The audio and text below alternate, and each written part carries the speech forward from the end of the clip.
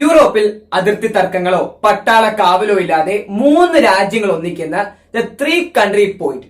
ആ പോയിന്റിൽ ഏതൊക്കെ രാജ്യങ്ങളാണ് അതിർത്തികൾ പങ്കിടുന്നത് എന്നായിരുന്നു കഴിഞ്ഞ ദിവസത്തെ മിഠായി ചോദ്യം. ജർമ്മനി, ബെൽജിയം, നെതർലൻഡ്സ് ഇവയാണ് ആ 3 രാജ്യങ്ങൾ. ശരിയുത്തരം കണ്ടെത്തിയവർക്ക് അഭിനന്ദനങ്ങൾ.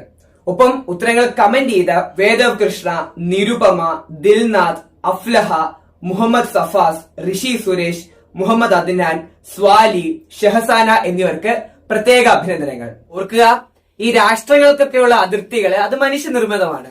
പല രാജ്യങ്ങളുടെയും അതിർത്തികൾ മാറിയിട്ടുണ്ട്, മാഞ്ഞു പോയിട്ടുണ്ട്. ഇതൊക്കെ തുടർന്നുകൊണ്ടിരിക്കും.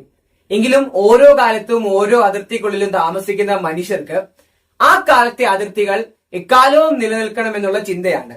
അതിനുവേണ്ടി യുദ്ധവും രക്തച്ചൊരിച്ചിലും കലാപങ്ങളും ഒക്കെ നടക്കുന്നു.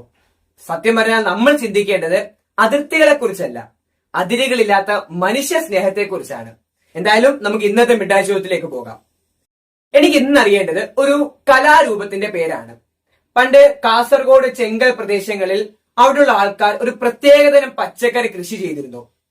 എന്നാൽ രാത്രി കാലങ്ങളിൽ ഒരുപാട് കുറുനരികൾ അത് ഭക്ഷിക്കാൻ വന്നിരുന്നു.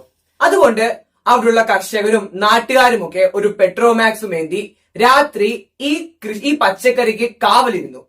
ആ സമയങ്ങളിൽ ആ കാവലിരിക്കുന്ന ടൈമിലെ ബോറടി മാറ്റാനായി ഇവർ കൊണ്ടുവന്നതാണ് ഈ കലാരൂപം. അന്ന് ഏത് കാർഷിക വിളയ്ക്ക് വേണ്ടിയാണോ ഇവർ കാവലിരുന്നത് അതിന്റെ തന്നെ പേരാണ് ഈ കലാരൂപത്തിനും നൽകിയത്. അപ്പോൾ ഏതാണ് ആ കലാരൂപം എന്ന് കണ്ടെത്തി കമന്റ് ചെയ്യുമല്ലോ. ശരിയായ ഉത്തരവുമായി ഞാൻ അടുത്ത വീഡിയോയിൽ വരാം.